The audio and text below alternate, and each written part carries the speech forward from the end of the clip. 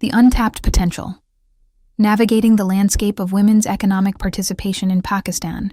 It is a nation of over 240 million people, and it stands at a critical juncture in its socio-economic development. With a burgeoning youth population and strategic geopolitical significance, its economic potential is immense. However, this potential remains significantly constrained by a persistent and stark gender gap in the economy. The limited participation of women in the formal workforce is not just a social issue, it is a fundamental economic bottleneck. Understanding the barriers, regional disparities, and emerging avenues for change is key to comprehending Pakistan's contemporary condition. Women's economic participation.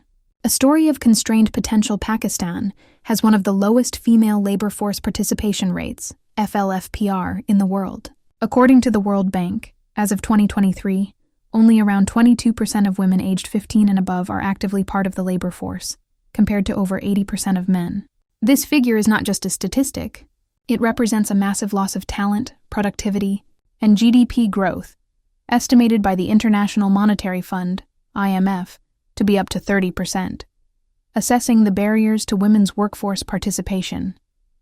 The barriers are multifaceted, deeply entrenched in the socio-cultural fabric, and reinforced by structural and economic factors. Socio-cultural norms and purdah, segregation.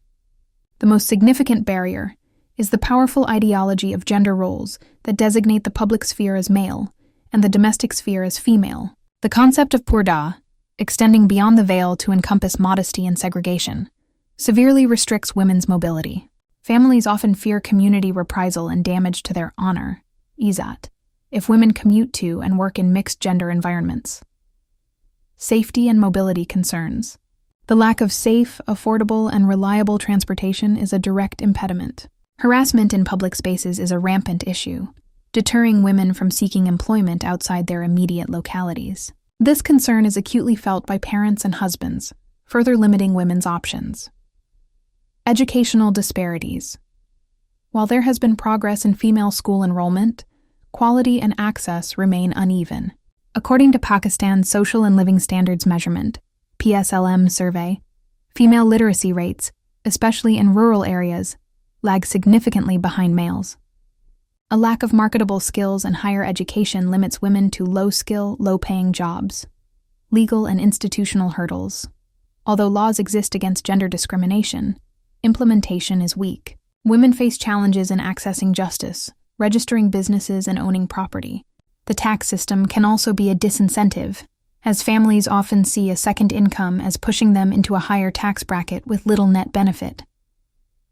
The respectability paradox.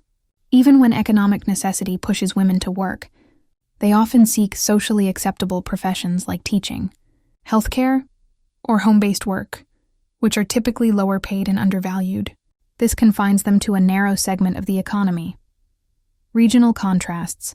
Sindh's rural women versus Punjab's urban workforce trends.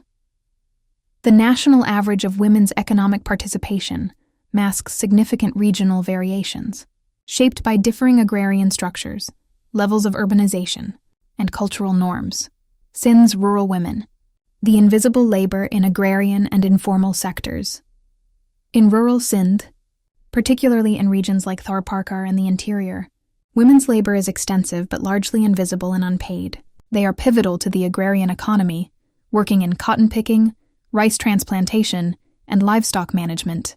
However, their work is often classified as family help, rather than formal employment, denying them wages, social security, and legal recognition.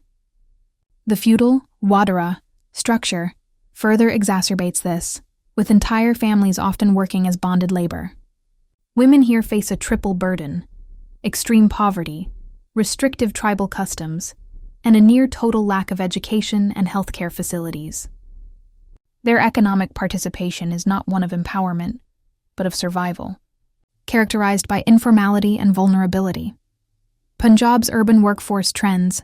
A glimmer of structural shift. Urban Punjab, particularly cities like Lahore, Faisalabad, and Gujranwala, presents a more dynamic, though still challenging, picture, driven by a denser network of educational institutions, e.g., LUMs, PU, UET, and a more diversified industrial base, textiles, IT, services.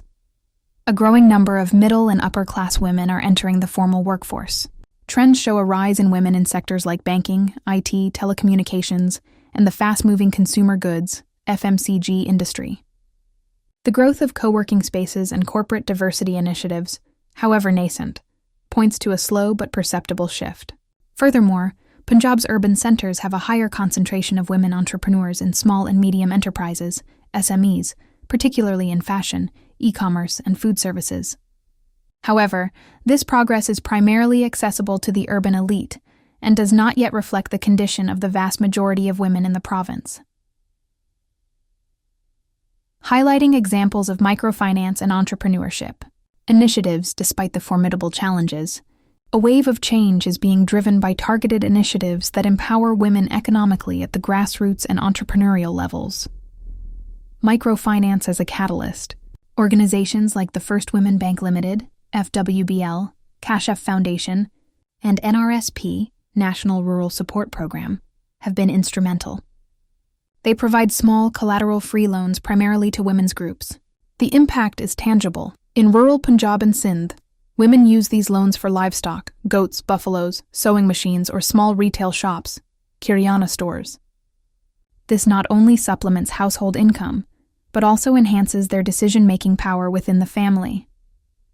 The group lending model fosters social capital, creating networks of women who support each other financially and socially.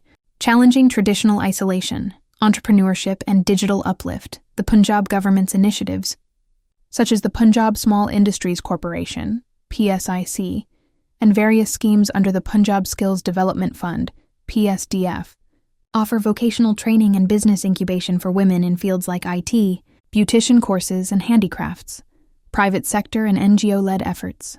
Platforms like WomenX and the Nest.io provide mentorship, networking, and funding opportunities for female tech entrepreneurs. Organizations like Thai Lahore have specific chapters to promote women in entrepreneurship, e-commerce empowerment. The rise of platforms like Daraz and Facebook, Instagram has created a low-barrier entry for female entrepreneurs. From home-based bakers and designers to consultants and digital marketers, thousands of women are starting businesses online, allowing them to operate from within socio-cultural constraints. A notable example is the success of female-led clothing brands like Sapphire and Kayseria, which, while large now, exemplify the potential of women-centric businesses. Conclusion: a crossroads of challenge and opportunity, Pakistan. As journey towards inclusive economic growth is inextricably linked to harnessing the potential of its female population. The barriers are deep-rooted and complex, and the regional disparities highlight that a one-size-fits-all policy will not work. While rural women in Sindh need formal recognition of their labor, land rights, and access to basic services, their counterparts in urban Punjab require better urban infrastructure, safe transport, and corporate policies that support work-life balance. The success of microfinance and digital entrepreneurship initiatives offers a blueprint. It demonstrates that when provided with the right tools, capital, and a sliver of opportunity, Pakistani women are not just participants, but drivers of economic resilience and growth. The path forward requires a concerted effort from the state, private sector, and civil society to dismantle the structural and cultural barriers, transforming women's economic participation from a story of constrained potential to one of national prosperity.